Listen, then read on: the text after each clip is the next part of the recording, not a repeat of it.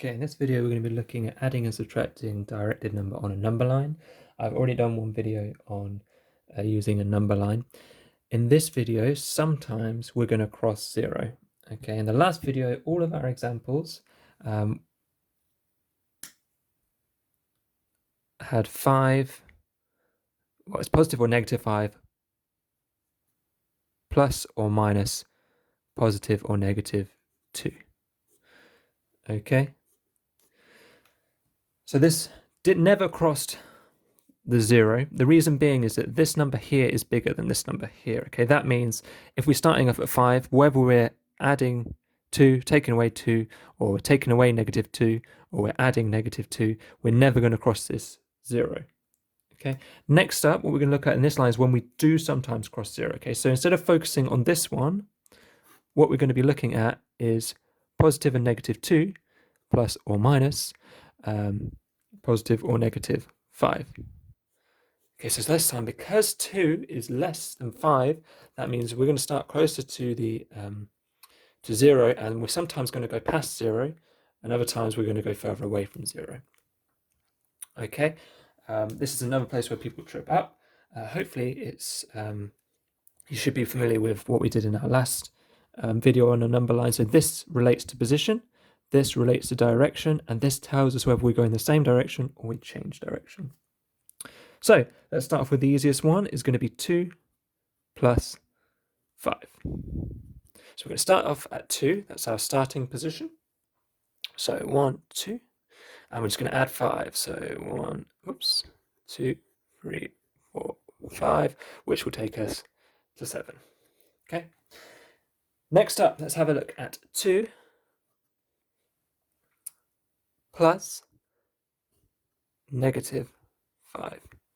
Okay, so first of all, our starting position is 2, so we can draw that on. And we're adding, so adding tells us we're going in this direction. Okay, but we're adding a negative, so that negative tells us to change direction. We're not going that way anymore, we're going this way. And how far are we going? We're going 5. So 1, 2, takes us to 0, 3, 4, 5 in total. So we're at 0 here, negative 1, negative 2, negative 3. Okay, so something you've got to bear in mind, whenever we're crossing 0, obviously the numbers go down in this direction, and then they increase in size as they get further away from 0, okay? So that's one thing that sometimes trips people up, is that they think our answer should always seem smaller than what it started, but in fact, although it is a smaller number, it's the 3 part of the number, the size from the distance from 0 is bigger. Okay, let's have a look at the next one. So we're going to do 2, take away 5. So we're starting off at 2. Our operation is a subtract, sorry, so we're going to be going in this direction. It's a positive 5, so that means we keep on going in that same direction, and we're just going to take away 5. 1, 2, 3, 4, 5. We get negative 3. Next up, I should write my negative 3 on there. We're going to have 2 take away negative 5. Starting position is going to be 2, so let's draw that on. We're taking away, so we would be going this way. We're taking away a negative, so this minus here means we're going in the opposite direction, so we're not going that way anymore. We're going this way, and we're going to go 5. So that would go from 2, 3, 4, 5, 6, 7. And we've gone 7. We've got an answer of 7. Cool, so next up we'll look at when our first number is different, so our starting position is different. This time we're going to start with negative 2. So we've got negative 2, and we are going to add 5 to it. So our starting position is negative 2, so negative 1, negative 2 is here. And we're going to add 5 to it, so we're adding, which means we're going in this direction, and we're going to go that way 5. 2, 3, 4, 5. Oop. So that is 1, 2, 3. So we've got an answer of positive 3. Let's have a look at the next one. So we're going to start off at negative 2. and we're going to add -5 to it. So our starting position is -2. Let's draw that on. We are adding, so adding would be this direction.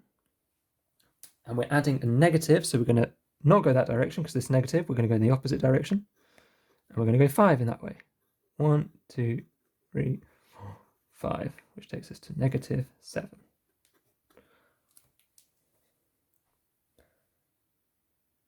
Next question. We have -2, and this time we're taking away 5. So the starting position is -2.